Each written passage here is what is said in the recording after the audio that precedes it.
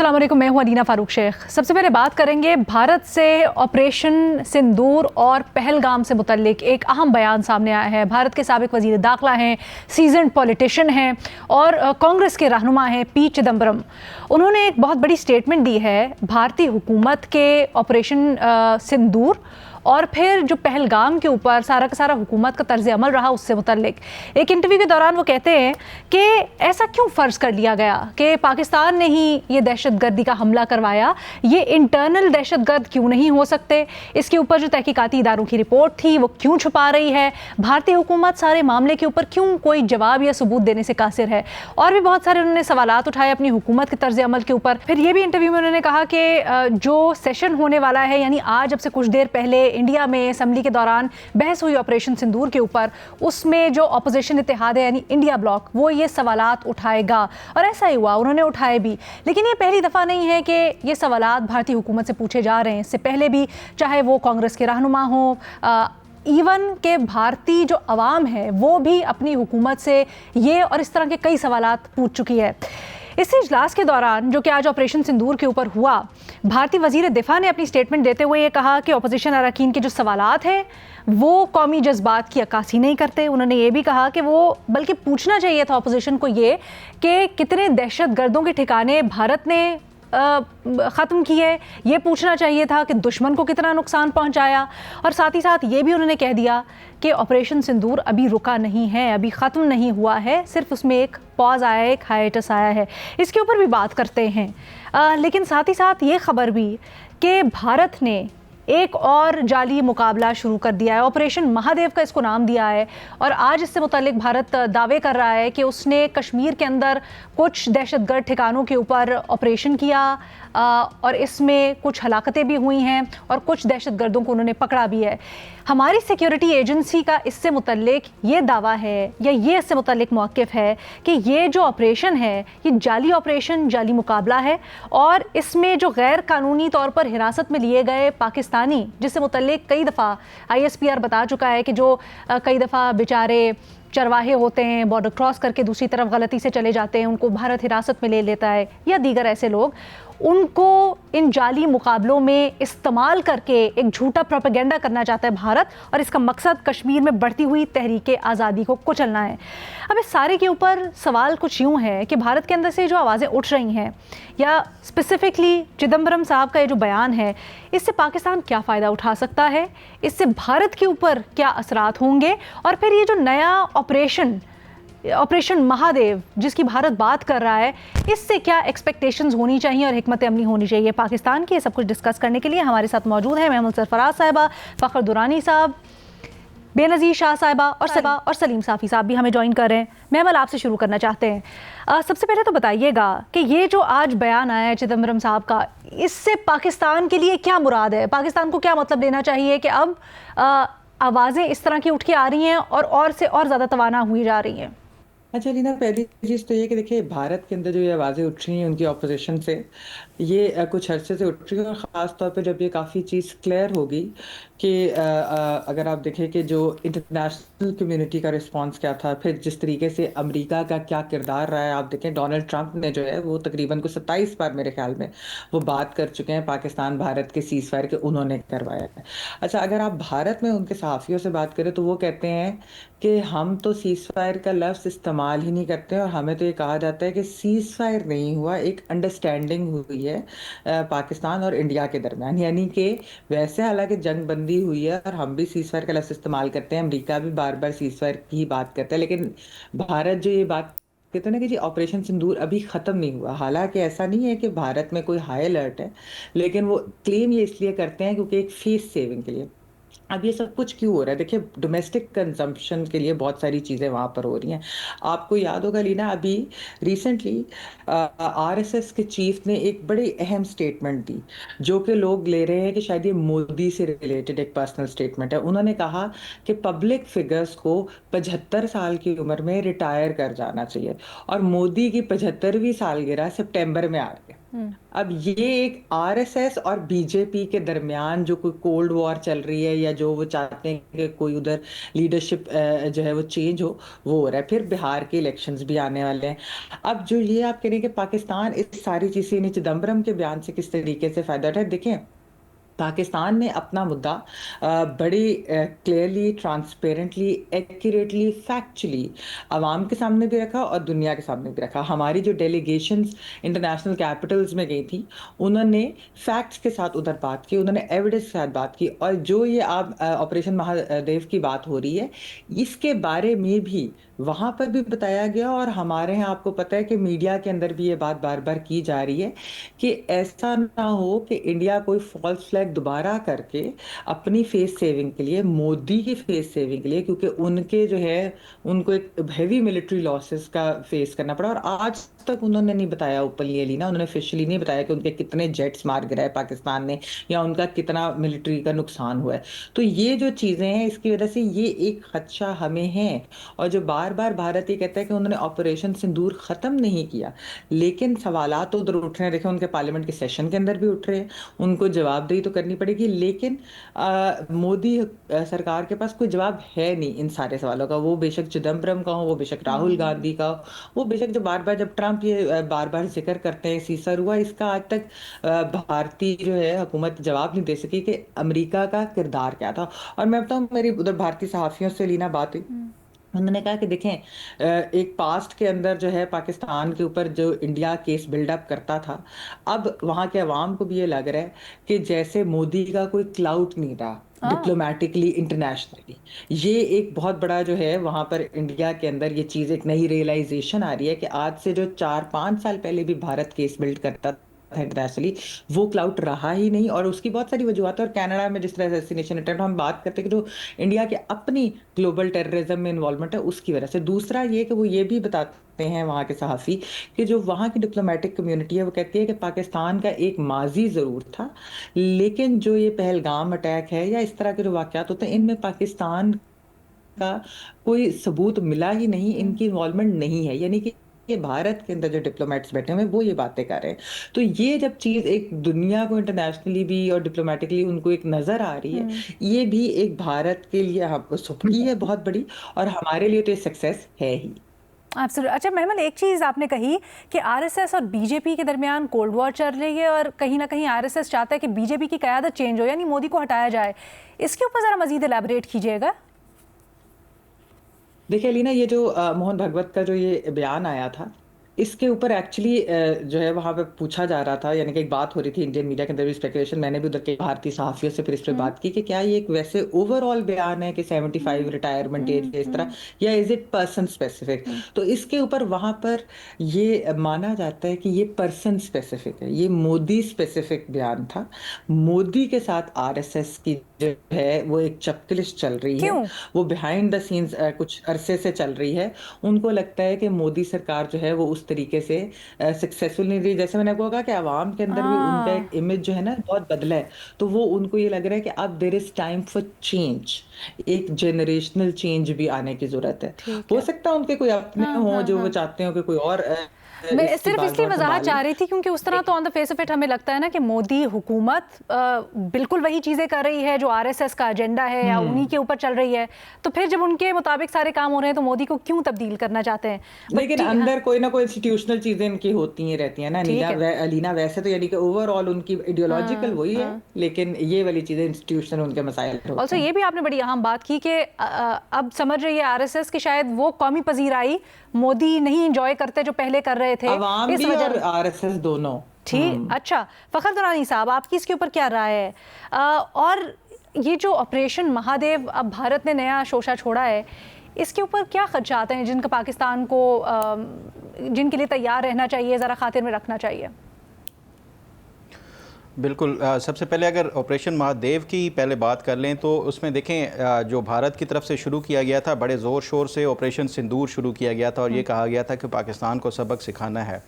लेकिन जैसे ही ऑपरेशन सिंदूर शुरू हुआ था, पाकिस्तान ने जिस तरह से जवाब दिया था, पहले ही उनके हमले में 5 या 6 त्यारे मार गिराए, तो उसके बाद भारत का जो बयानिया था वो सिर्फ भारत ही नहीं दुनिया भर में पिट गया। और ऑपरेशन सिंदूर के हवाले से फिर इनको ये एक हजीमत उठाना पड़ी और साथ साथ ये भी कहना पड़ा कि ऑपरेशन सिंदूर जो है ये ख़त्म नहीं हुआ बल्कि जारी है और ये जारी रहेगा। तो ये दरअसल जो जंगें हैं अब उसमें एक बयानिया या जो नैरेटिव है वो बड़ा मैटर करता है।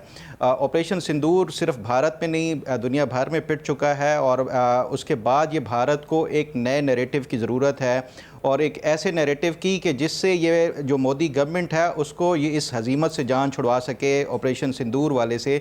तो उसके लिए ये जो ऑपरेशन महादेव वाला है ये मैं समझता हूँ कि एक नया नैरेटिव बनाया जा रहा है ताकि जो मोदी के ऊपर भारत के अंदर से दबाव है उनकी अपोजिशन पार्टीज़ की तरफ से या इवन जो अवाम जो कि मोदी को एक माचो मैन के तौर के ऊपर या एक बड़ा जो है वो भारत का एक निडर लीडर के तौर के ऊपर समझती थी और दोनों मरतबा 2019 में भी और 2025 में भी हजीमत उठाना पड़ी पाकिस्तान से।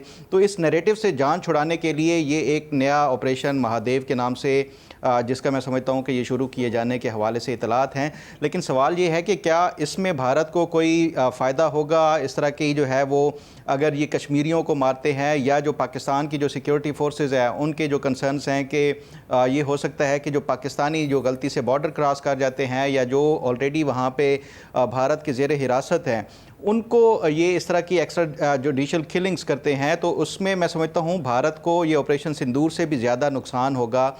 वो इस सूरत में होगा कि ये जो एक्स्ट्रा जुडिशल किलिंग होती है कि आपकी कस्टडी में अगर किसी को आप मारते हैं तो उसमें फिर ये आपका एक वॉर क्राइम के तौर के ऊपर ये आप इंटरनेशनल कोर्ट ऑफ जस्टिस में ले जा सकते हैं मामला और इंटरनेशनल कम्युनिटी भी इसको किसी तौर के ऊपर मैं नहीं समझता कि ये इसको जो है वो भारत की इस ऑपरेशन को या इस तरह की जो कार्रवाई है उसको एक्सेप्ट करेगी।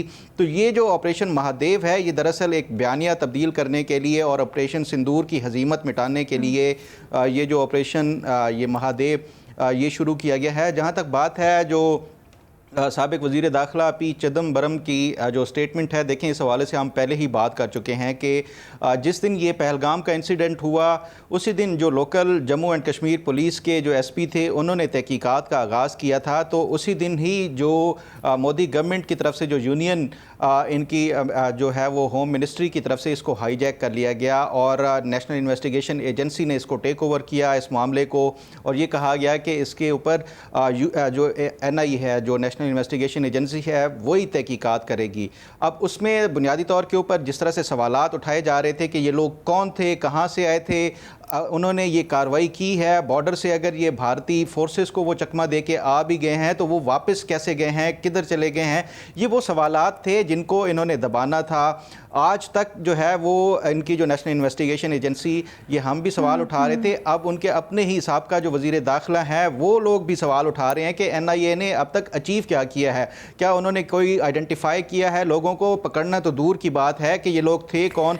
तो ये जो एक सवालात थे ये एक मैं समझता हूँ कि ये इटसेल्फ जो है वो नरेंद्र मोदी गवर्नमेंट का एक फेलियर है। लेकिन उसके साथ साथ अगर देखा जाए कि इस तरह के जो अब सवालात उठ रहे हैं भारत के अंदर उससे पाकिस्तान क्या अचीव कर सकता है और उसके जो है देखें इसमें पाकिस्तान ऑलरेडी अचीव कर चुका है और जो पाकिस्तान को ये बयानिया के हवाले से और इंटरनेशनल कम्युनिटी में एक्सेप्टेंस की जो ज़रूरत थी वो उससे कहीं ज़्यादा पाकिस्तान तस्लीम करा चुका है। ख़ास तौर के ऊपर आप देखें जब पहलगाम का ऑपरेशन हुआ उसके बाद भारतीय जो डिफेंस मिनिस्टर हैं या फिर उसके साथ साथ जो फॉरेन मिनिस्टर थे उन्होंने 100 से ज़ायद जो सफ़ीरों को गैर मुल्की सफ़ीर थे उनको एक्सक्यूज़ मी जो ब्रीफिंग दी गई थी वहाँ पे किसी सफ़ीर ने इनके बयानिए को एक्सेप्ट नहीं किया। पाकिस्तान ने जहाँ जहाँ पे भी अपना जो बताया कि पाकिस्तान इसमें इन्वॉल्व नहीं है तो वो पाकिस्तान के बयानिए को तस्लीम किया गया है। तो ये पाकिस्तान की एक बहुत बड़ी मैं समझता हूँ कि कामयाबी है जो कि इस ऑपरेशन सिंदूर और उससे जो भारत की ये इस तरह की जो कार्रवाइयाँ थी उससे पाकिस्तान ने हासिल की हैं। दूसरा अगर कामयाबी देखी जाए अगर हम जो बैटलफील्ड के हवाले से देखें तो जो 5 जहाज मार गिराए उसके बाद भी पाकिस्तान ने अपनी दिफाई जो पोजीशन बिल्कुल सही है उसके ऊपर भी हम पहले बात कर चुके हैं कि वो भी पाकिस्तान की एक बड़ी कामयाबी। एक छोटी सी ब्रेक लेते हैं जी, ब्रेक के बाद फिर इस गुफ्तगू को मजीद आगे बढ़ाएंगे। पहलगाम वाक़े पर भारत के अंदर से आवाज़ें उठ रही हैं मोदी हुकूमत के खिलाफ, इसी के ऊपर हम बात कर रहे हैं। फिर भारत ने एक और ऑपरेशन महादेव के नाम से एक फॉल्स फ्लैग ऑपरेशन, जाली मुकाबलों का सिलसिला जो शुरू किया है, इसके ऊपर भी तज्जिया तबसरा। अच्छा सलीम साफी साहब, ये जो हम सारी की सारी गुफ्तगू कर रहे हैं और जो सवालात उठ रहे हैं भारतीय हुकूमत से, क्या आप समझते हैं कि अमली तौर पर मोदी हुकूमत के ऊपर कोई असर डाल पाएंगे ये, या तो मोदी हुकूमत को रियलाइजेशन हो कि गलती हुई है उनसे और वो इसको सुधारने की तरफ कोई इकदामात लें, या फिर इतनी कि मोदी हुकूमत की तब्दीली हो जाए, ऐसे कोई इम्कानात? देखिए, दिन ब दिन जो वाक़यात होते हैं या जो बयानात आते हैं उसमें ऐसे तो नहीं आए कि जिसकी वजह से भारतीय मौक़िफ़ को तक़वियत मिले, लेकिन मुसलसल ऐसी चीज़ें हो रही हैं और ऐसे बयानात आ रहे हैं जिससे पाकिस्तान के मौक़िफ़ को तक़वियत मिलती है। और ख़ुद इंडिया के अंदर से भी अब वो आवाज़ें बड़ी शिद्दत के साथ आनी शुरू हो गई हैं। मसलन पाकिस्तान का मौक़िफ़ क्या था? पाकिस्तान का मौक़िफ़ ये था कि पहलगाम जो था वो एक अपना बनाया हुआ इनका ड्रामा था, और आज वो बात शदब-बरम भी कर रहे हैं। इसी तरह पाकिस्तान का ये था कि तहकीकात कर ले, गैर जानिबदार बॉडी से कर लें, लेकिन उन्होंने तहकीकात नहीं की। अब कई महीने गुज़र गए और तहकीकात का कोई नतीजा सामने नहीं आया। यही बात चिदंबरम ने भी की है। इसी तरीके से उन्होंने कहा कि भाई वो लोग अगर आए चोरी छुपे थे तो फिर आप लोगों ने उनको अरेस्ट क्यों नहीं किया, उसके बाद उनका कोई पता क्यों नहीं चला। तो ये भी पाकिस्तान का मौक़िफ़ था जो चिदंबरम आज बयान कर रहे हैं। तो उन्होंने तकरीबन जितने भी इस हवाले से पाकिस्तान का मौक़िफ़ था और पाकिस्तान जो राय रखता था, तो आज चिदंबरम जो कि साबिक वज़ीर दाखिला है, उनके मुंह से भी पाकिस्तान के उस मौक़िफ़ की तायीद हुई है और उसको सपोर्ट मिला है। सर, तो इसका मतलब क्या लें हम? पाकिस्तानी क्या इससे कुछ हासिल कर सकते हैं, या हम ये समझें कि भारत के अंदर ये रियलाइजेशन है, या हुकूमत के अंदर भी अमली तौर पे रियलाइजेशन आएगी कि उन्होंने पाकिस्तान के ख़िलाफ़ इस तरह के मुस्तकबिल में इक़दामात नहीं करने? नहीं, पाकिस्तान के पास पहले भी बहुत सारे दलाइल थे पहलगाम वाक़े या फिर ऑपरेशन सिंदूर से मुतालिक, लेकिन ये एक मज़ीद एक दलील मिल गई है पाकिस्तान को, और इसको बतौर दलील आलमी फोरम्स पे भी इस्तेमाल किया जा सकता है और करना चाहिए पाकिस्तान को। और बाकी मोदी साहब की खिफ़त का इससे भी अंदाज़ा, ये जो नया ऑपरेशन उन्होंने शुरू कर दिया है, तो इससे अंदाज़ा होता है कि मोदी को भी समझ आ गई है कि पहलगाम से वो मज़ीद कुछ हासिल नहीं कर सकते और वो उनके किसी काम नहीं आ सकता, इसलिए उन्होंने एक नए ऑपरेशन के आगाज़ का ड्रामा रचा लिया। ठीक है बेनज़ीर, आपकी राय में ये जो हाल ही में उठने वाली आवाज़ें और ज़्यादा से ज़्यादा होती जा रही हैं, इसकी अहमियत क्या है पाकिस्तान के तनाज़ुर में ख़ास तौर पर? अलीना, हमें मेरी राय में तो कुछ करने की ख़ास ज़रूरत है नहीं, इसलिए क्योंकि इस वक्त जो मोदी हुकूमत है वो जिसे कहते हैं इंग्लिश में कि ओन गोल्स कर रही है एक के बाद एक। वहाँ पे सवालात जो हैं वो बढ़ते चले जा रहे हैं। देखिए 2-3 महीने हो गए, अभी भी वही सवालात पूछे जा रहे हैं जो पहले पूछे जा रहे थे। और भारत में जो हुकूमत है उनकी स्ट्रैटेजी वही है, डाइवर्ट एंड डिस्ट्रैक्ट। हुकूमतें आजकल के दौर में सच्चाई जो है वो छुपा नहीं सकती, वो सामने आ जाती है। सोशल मीडिया से, इंटरनेशनल मीडिया तो है ही है, ये सारी मालूमात जो होती है लोगों तक पहुंच जाती है। अब दो महीने हो गए हैं, 3 महीने हो गए हैं, अभी भी भारत मोदी हुकूमत जो है वो खुल के इस सवाल का जवाब नहीं दे रहे कि हमारा कितना नुकसान हुआ और कितने हमारे जंगी तैयारे जो हैं वो पाकिस्तान ने गिराए हैं। ऑपोजिशन बार बार ये पूछ रही है, लेकिन आपने जैसे बताया कि उनके वज़ीर दिफा जो हैं वो आगे से कहते हैं ये तो हमारे आप सवाल मुझसे ये क्यों पूछ रहे हैं, ये तो हमारे नेशनल इंटरेस्ट और सेंटिमेंट के ख़िलाफ़ है। एक जमहूरी निज़ाम में ऑपोजिशन और इंडिपेंडेंट मीडिया का कितना अहम किरदार होता है, क्योंकि ये जो सारे सख्त सवालात हैं ये ज़्यादातर कहाँ से आ रहे हैं, उनकी ऑपोजिशन से आ रहे हैं, और उनकी जो थोड़ी बहुत जो क्रेडिबल और इंडिपेंडेंट मीडिया रह गई। आज भी हमने देखा एक तो पार्लिमानी सेशन हुआ जिसका बहुत देर से उनकी ऑपोजिशन मुतालबा कर रही थी कि आप एक स्पेशल सेशन बुलाएं ऑपरेशन सिंदूर पे। आज उनको मजबूरन बुलाना पड़ा, जिस पे वही वो सवाल पूछ रहे थे कि उन्होंने बल्कि गिनवाया कि डोनाल्ड ट्रंप कोई 25 बार कह चुके हैं कि मैंने सीज़ फायर कराया है, उन्होंने गिनवाया कि मैंने सीज़ फायर कराया है और ट्रेड की वजह से कराया है, आप हमें बताएं कि क्या हुआ, कितना नुकसान हुआ, आप हमें बताएं कि अगर वाकई में ये दहशतगर्द पाकिस्तान से आए थे जैसे आप कहते हैं तो वो कैसे आए थे। और जैसे अभी फ़खर भी बात कर रहे थे, ये भी बात हुई आज पार्लियामान में उनके कि जो नेशनल इन्वेस्टिगेशन एजेंसी की जो रिपोर्ट थी, जो फाइनल रिपोर्ट है, वो कहाँ है, वो पार्लियामान में लाके क्यों नहीं रखी जा रही, उस पर डिबेट क्यों नहीं हो रहा। अब क्योंकि ये सेशन अब कुछ दिन आगे चलेगा और कहा यह भी जा रहा है कि नरेंद्र मोदी भी आके इसके आखिरी सेशन पे आके तकरीर करेंगे, तो अभी देखेंगे, मेरे ख्याल से इसमें और ज़्यादा तनकीद और ज़्यादा सवालात जो हैं वो बढ़ेंगे वहाँ पे। अलीना, एक और चीज़, आप नए ऑपरेशन की बात कर रही थी, इसकी टाइमिंग भी बड़ी इंटरेस्टिंग है। आज ही जब ये सेशन बुलाया गया उससे थोड़ी देर पहले मीडिया में, इंडियन मीडिया में ये खबरें चलना शुरू हो गई कि 3 दहशतगर्दों को श्रीनगर में मार दिया गया है, जिसमें से जो थे शायद इनका पहलगाम से कोई ताल्लुक़ था। तो ये टाइमिंग इसलिए इंटरेस्टिंग है क्योंकि आज ज़रूर ये सवाल पूछा भी गया और पूछा जाना भी था कि ये जो 100 दिन गुजर गए हैं, वो जो 5 दहशतगर्द थे जिन्होंने पहलगाम पे हमला किया, वो किधर हैं, आपने उनको पकड़ा नहीं। तो मुझे बड़ी टाइमिंग और इस ऑपरेशन की और इस खबर की बड़ी इंटरेस्टिंग लगी कि इस सेशन से थोड़ी देर पहले ये खबर आना शुरू हुई कि देखें हमने 3 लोग जो हैं वो मार दिए हैं, जिसमें एक जो था वो मास्टरमाइंड था। एक आखिरी चीज़ अलीना, जैसे महमिल भी कह रही थी, बिल्कुल बात दुरुस्त है कि ये जो रॉ के भी जो मामलात हुए अमेरिका में, कनाडा में, उससे भी और अभी भी इंडिया की जो क्रेडिबिलिटी है दुनिया में और क्लाउट है उसमें ज़रूर कमी आई है। लेकिन मैं फिर भी कहूँगी कि मुकम्मल तौर पे दुनिया ने इस वक्त भारत को साइडलाइन नहीं किया, उसकी अभी भी बहुत अहमियत है। अभी आप देखें, उन्होंने भारत ने अभी यूके के साथ एक बड़ी अहम ट्रेड एग्रीमेंट की है, जिसकी वजह से वो वीज़ा रिस्ट्रिक्शंस भी कम कर रहे हैं। वहाँ पे सुना है कि भारत की जो टेक्सटाइल एक्सपोर्ट्स हैं यूके को, वो 3 गुना बढ़ जाएंगी। फिर कनाडा, जिसके साथ ताल्लुकात उनके काफ़ी देर से ख़राब थे, उनके साथ भी अब एक रीसेट हो रहा है, डिप्लोमेटिक रिलेशन जो हैं दोबारा बेहतर किए जा रहे हैं, एम्बेसडर्स का एक्सचेंज हो रहा है। तो हमें भी इन चीज़ों को देखने की ज़रूरत है कि, और हम इस पे काम कर रहे हैं। मेरे ख्याल से हमारी फॉरेन पॉलिसी जो है वो काफ़ी बेहतर हुई है। हमें अपनी प्रोफाइल बढ़ाने की दुनिया में ज़रूरत है, ताकि दुनिया हमें सिर्फ एक सिक्योरिटी पॉइंट ऑफ व्यू और सिक्योरिटी लेंस से सिर्फ ना देखे, एक इकोनॉमिक ताकत की तरफ से भी। लेकिन ये मुझे बताइएगा बेनज़ीर, आपकी राय में क्या कोई अमली इक़दाम भी हो सकते हैं भारत के ख़िलाफ़, या फिर जनरली जब आवाज़ें उठ रही हैं भारत के अंदर से, महमल ने उस तरफ हल्का सा इशारा किया, बट हम खुल के पूछ लेते हैं कि क्या मोदी हुकूमत को कोई गज़ पहुँच सकती है जो आवाज़ें उनके ख़िलाफ़ उठ रही हैं उससे?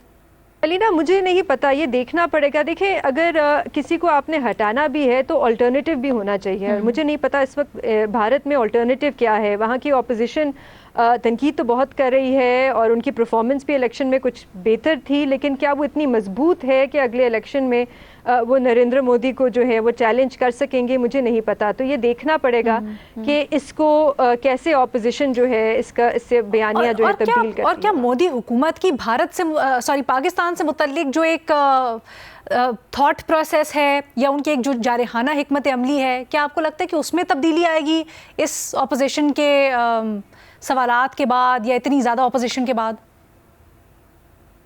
आज तो अलीना बिल्कुल नहीं लग रहा था उनके वज़ीर दिफा की बातें सुन के कि कोई ख़ास कमी आई है। आज भी वो कह रहे थे कि ऑपरेशन सिंदूर जो है वो ख़त्म नहीं हुआ, और ये बड़ा इंटरेस्टिंग स्ट्रैटेजी है कि जब आप कहें कि एक चीज़ ख़त्म नहीं हुई, जब आप कहें कि एक चीज़ ख़त्म नहीं हुई, तो आप ये भी इसलिए भी कह रहे होते हैं ताकि आगे से आपको ये सवाल ना पूछा जाए कि आपने हासिल क्या किया। अगर ख़त्म हो गया तो आपने अचीव क्या किया। तो इसलिए भी ये भी एक इंटरेस्टिंग स्ट्रैटेजी है कि आप कहें कि नहीं, ये तो मुसलसल अभी तो चल रहा है, ऑपरेशन तो ख़त्म ही नहीं हुआ हमारा। Very interesting. अच्छा फ़खर, कुछ ऐड करना चाहते प्लीज़ मुख्तसरन?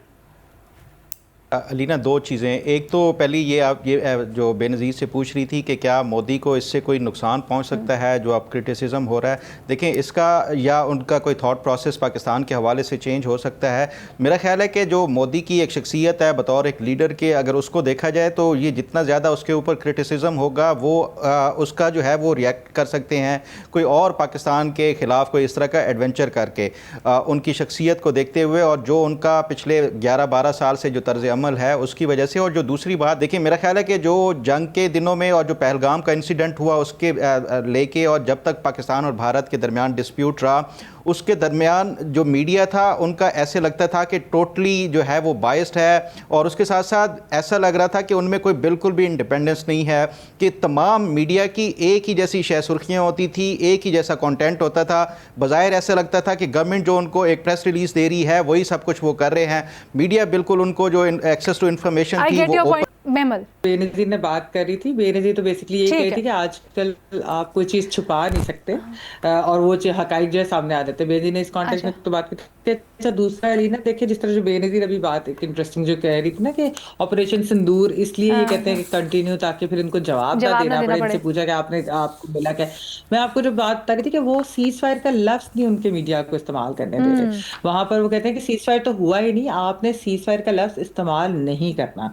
और इसी वजह से उधर चेमगोइयां ये भी हो रही है कि शायद जी दोबारा कोई कुछ अरसे में हमला एक और होगा दहशतगर्द, यानी कि एक बेसिस बनाई जा रही है ओवरऑल। इतनी हजीमत के बाद आप समझती हैं कि भारत को ऐसा करना चाहिए तो सुसाइड मिशन नहीं होगा फिर? नहीं देखिए, करना तो बिल्कुल भी नहीं, कोई भी चीज चाहिए थी कंटिन्यू भी नहीं करनी चाहिए थी ना। तो उनको हम पे अटैक करना चाहिए था, और फिर उसके बाद पहले दिन जो उनके साथ हुआ उसके बाद तो उन्हें कंटिन्यू भी नहीं करना चाहिए था। लेकिन आपने देखा कि मोदी हुकूमत अपनी सुबकी अपनी हजीमत छुपाने के लिए बार बार इस तरह के एग्रेसिव चीजें करती है। तो ये जो चीज सारी चल रही है, तो मैं कह रही हूँ कि ये एक डेंजर है कि वो दोबारा ना कोई इस तरह की चीज उधर हो कि जिसके फिर वो हमारे ऊपर उसको एक्सक्यूज बनाकर और हम पर हमला करने की कोशिश। वैसे अपने ही पाँव पे कुल्हाड़ी होगी अगर ऐसा कुछ होता है। बट जिस वक्त तरह से इस सवालात उठ रहे हैं भारत के अंदर से, और फिर ये जो ऑपरेशन महादेव नया एक शोशा छोड़ा है भारत ने, उसके ऊपर हमारे तजियाकारों की आपने राय जानी। विद दैट एक छोटी सी ब्रेक, उसके बाद यूट्यूब सवालों के साथ वापस आते हैं।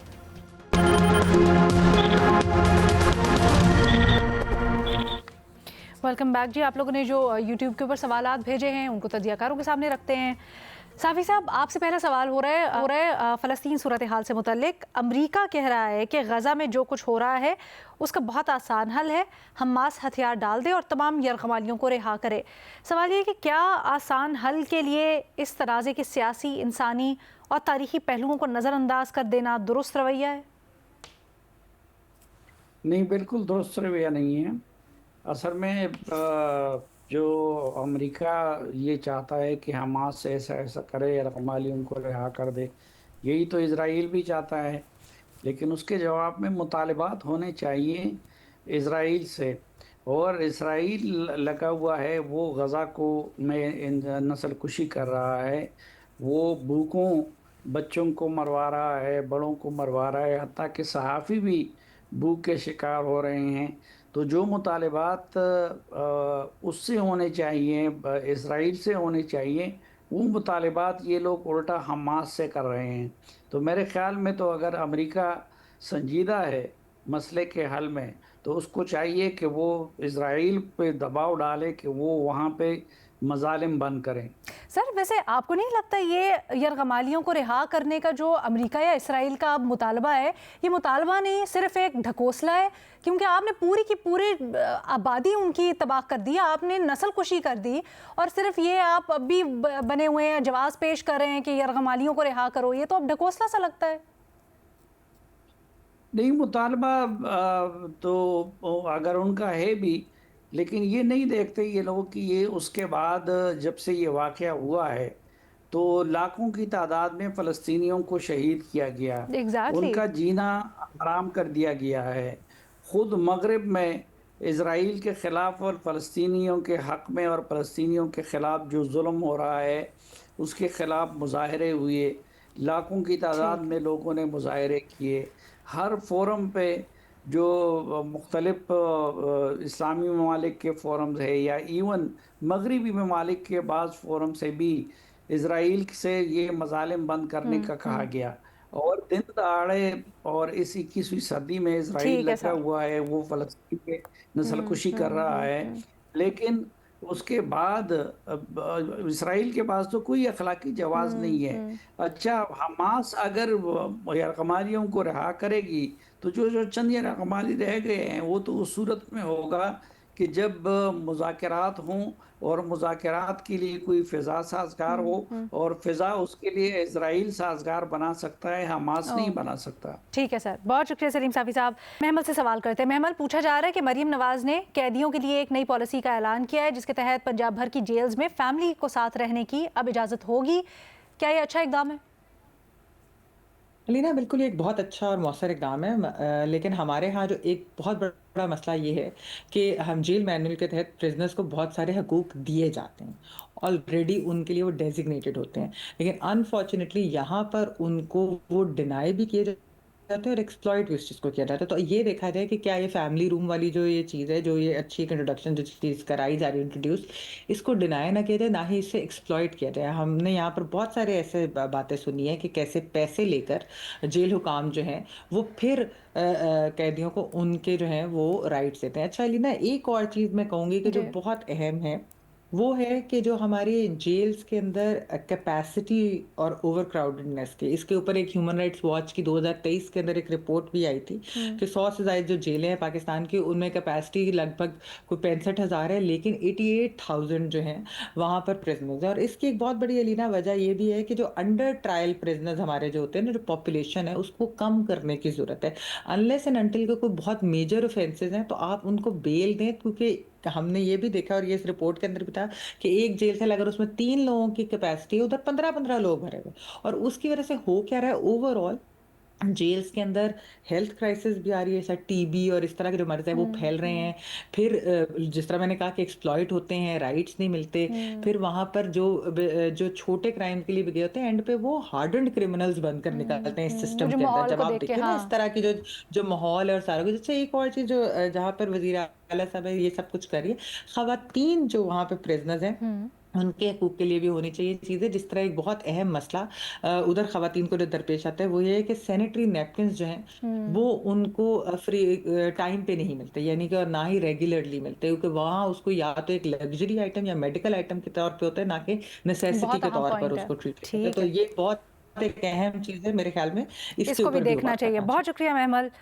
अच्छा जी, आगे बढ़ते हैं। Benazir, human rights commission of Pakistan की जानिब से ये कहा जा रहा है कि उन्हें काम करने में मुश्किलात का सामना है।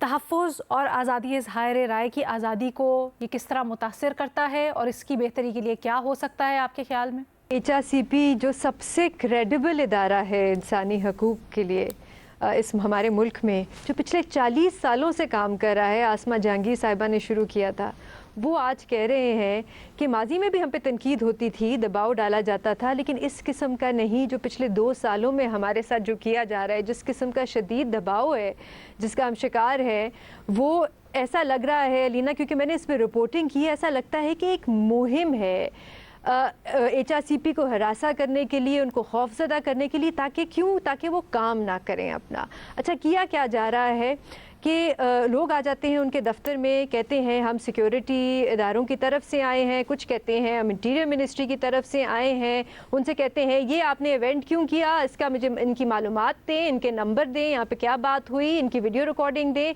फिर वो कहते हैं HRCP वाले कि पिछले 40 सालों में हमने बहुत से इवेंट्स किए, कंसल्टेशंस की, राउंड टेबल्स की, अब हमसे कहा जाता है आप NOC दें। होटल वाले कहते हैं आप यहाँ पे इवेंट नहीं कर सकते जब तक आप NOC नहीं लेके आएंगे, जिसकी वजह से उनको बहुत से अपने इवेंट्स जो हैं, कंसल्टेशंस जो हैं, वो कैंसिल करनी पड़ी। उनके फंड्स पड़े हुए थे बैंक अकाउंट में, उनके फंड्स अचानक से फ्रीज हो गए और कहा गया बैंक की तरफ से, ये प्राइवेट बैंक है, कहा गया कि स्टेट बैंक ने हमें हिदायत दी है। फिर उनको अदालत जाना पड़ा, अदालत में जाके स्टेट बैंक ने कहा कि हमारी तरफ से तो ऐसी कोई हिदायत नहीं आई थी। फिर एक दिन आके उनका दफ्तर सील, ये सिर्फ 2 सालों में ये सारी चीज़ें हो रही हैं, उनका दफ्तर सील कर दिया गया कि आप एक रेजिडेंशियल एरिया में कमर्शियल एक्टिविटी क्यों कर रहे हैं, बहुत से दफ्तर हैं वहाँ पे। पिछले साल, और ये आपको भी पता होगा, उनके चेयरपर्सन को पुलिस ने आके कराची में उनके घर से उठा के ले गए, 4 घंटे उनको रखा और उनसे पूछते बार बार गए कि आप बलूचिस्तान क्यों जा रहे हैं, आप गवादर क्यों जा रहे हैं। उन्होंने कहा मैं 6-7 सालों से गवादर बलूचिस्तान नहीं गया, मैं बीमार हूँ, मेरी इतनी उम्र हो गई है, मैं इतना सफ़र नहीं कर सकता। लेकिन उनको 4 घंटे रखा, जब तक जियो और बाकी न्यूज़ चैनल से सपोर्ट नहीं प्रेशर, किया, हाँ। उनको छोड़ा नहीं। तो लीना ये क्यों किया जा रहा है? HRCP वालों से जब आप बात करें तो वो उनके मुताबिक कुछ ऐसे टॉपिक्स हैं जो शायद रियासत ने फैसला कर लिया है कि ये रेड लाइन है, इन पे बात नहीं की जा सकती। वो क्या टॉपिक्स हैं? अफगान मुहाजिरीन जिनको मुल्क से निकाला जा रहा ठीक है, है। आपकी जबरी गुमशुदगियाँ, आपकी इन्फोर्स डिसअपेरेंसेस और आपके ये जो मिनरल एंड माइंस वाले कानून बनाए जा रहे हैं। तो अलीना ये जो स्पेस है जिसकी हम बार बार बात करते हैं, आज़ादी, इजहार राय की आज़ादी जो है, ये इंसानी हकूक़ पे बात करने की जो स्पेस है, ये जो श्रिंक कर रही है, इतनी अफसोस की बात है अलीना कि ये जो सियासी जमातें इस वक्त हुकूमत में हैं ये इस पर बात नहीं करना चाहती। मैंने बहुत कोशिश की वज़ीर कानून से बात करने की, पंजाब हुकूमत से बात करने की, किसी ने मुझे जवाब नहीं दिया। इनको शायद लगता नहीं है कि कभी भी ऑपोजिशन में आएंगे और यही वो इदारे होंगे जो इनके लिए आवाज उठाएंगे और इनके बुनियादी हकूक के लिए लड़ेंगे। इंतहाई तशवीश की बात है, क्योंकि कहा तो यही जाता है कि हम पता नहीं माहौल ऐसा बना रहे हैं जिससे आज़ादी इजहार की मज़ीद फ़रोग मिलेगा। कहा यह जाता है हम बहुत सी ऐसी कानून साजी कर रहे हैं जिससे न सिर्फ झूठ, प्रोपेगेंडा इसको कम किया जा सकेगा बल्कि आज़ादी इजहार को फ़रोग मिलेगा। लेकिन हालात जो हैं, हकीकत जो है उसके मुख्तलिफ है। Benazir, thank you so much. अच्छा जी, फ़खर दुरानी साहब, आपसे अगला सवाल। हुकूमत बड़े बड़े दावे करती है लेकिन फिर हर कुछ अरसे बाद चीनी मार्केट से गायब हो जाती है, इसका ज़िम्मेदार कौन है? बिल्कुल अलीना, ये एक ऐसा मसला है, मेरा ख्याल है कि ये हुकूमत की सबसे बड़ी इस दौर में नाकामी और फेलियर है। ख़ास तौर के ऊपर ये गवर्नेंस के हवाले से बात की जाती है और इनकी जो गवर्नेंस की अगर हालत देखें तो वो बज़ाहिर यही लगता है कि ये आम दुकानदारों और उसके ऊपर इनकी गवर्नेंस और इनकी पूरी हुक्मरानी चलती है। जो बड़े बड़े कार्टेल्स हैं और जो बड़े बड़े जो शुगर का जो मेजर जिसकी वजह से ये क्राइसिस आया है, उनके ख़िलाफ़ कोई कार्रवाई नहीं करते। मार्केट्स में अगर आप जाएँ तो आपको कहीं चीनी नहीं मिलेगी और उसकी वजह अगर आप दुकानदारों से पूछें तो वो ये कहते हैं कि 9,300 रुपये का एक जो 50 किलो का जो एक तोड़ा होता है या वो मिलता है और अगर हम रिटेल में बेचें तो 190 रुपये पर केजी पड़ती है। लेकिन हुकूमत की जो इंतज़ामिया है और मशीनरी है वो हमें मजबूर करती है कि 172 रुपीज़ पे पर केजी पे इसको बेचें। हम 18 रुपये नुकसान करने की बजाय यही बेहतर है कि हम चीनी रखें ही ना। इसकी वजह तो क्या यही है? वजह है क्या कि वजह इसकी ये है कि जो हुकूमती ओहदेदार हैं उनकी या उनके रिश्तेदारों की बहुत सी शुगर मिल्स हैं? देखिए, इस हवाले से अब सवाल उठना शुरू हो गए हैं। आज मिफ्ता इस्माइल ने भी इस हवाले से बात की है। ये जो शुगर के हवाले से ये जो क्राइसिस है ये कोई पहली दफ़ा नहीं हुआ। आप माजी में देखें, ये पिछली हुकूमतों में भी, तो ये जो एक शुगर का ये जिसको माफिया कहा जाता है या जो एक कार्टेल है, ये हर हुकूमत में ही इन्होंने फ़ायदे उठाए हैं। ये एक्सपोर्ट करके चीनी को फिर शॉर्टेज हो जाती है, फिर इम्पोर्ट करते हैं और जैसे ही गन्ने का सीज़न आता है तो वो फौरी उसी टाइम ये इम्पोर्ट करते हैं। तो अल्टीमेटली इसका यही होता है कि जो शुगर केन का जो एक सीज़न होता है उसमें जो किसान हैं उनको नुकसान पहुंचता है। तो ये अल्टीमेटली इसका जो सारा फ़ायदा है ये चंद शुगर मिल जो मालकान और जो एक लिमिटेड है उनको पहुंचता है। इससे जो किसान है वो भी पिस रहे हैं, इससे जो कंज्यूमर है बड़ी दफ़ा हो गई भी है। लेकिन मसला क्या है, ऐसी गीदड़ सिंगी क्या है इन लोगों के पास कि इनको कोई भी हुकूमत हाथ नहीं लगा पाती? हर हुकूमत के दौर में ये स्कैंडल होता है। देखें, इसकी गिद्दड़ सिंगी तो वही है कि आप देख लें कि इस टाइम जो जितनी भी सियासी जमातें हैं उसमें से कौन कौन से ऐसे लोग हैं जिनके पास शुगर मिल्स हैं, जो शुगर मिल्स के मालकान हैं। आपको हर सियासी जमात के अंदर और इवन जो हुक्मरान इत्तेहाद है उसके अंदर देखें वहाँ पे मिल जाएंगी आपको, जो अपोजिशन है वहाँ से भी मिल जाएंगी। तो ये अपने मफादात के लिए ये सारे इकट्ठे हो जाते हैं और आम जो सारिफ हैं और उसके साथ साथ किसान हैं उनको क्रश करते हैं। और बहुत शुक्रिया फ़खर दुरानी। प्रोग्राम में वक्त ख़त्म हो गया है, इजाज़त दें, अल्लाह हाफ़िज़।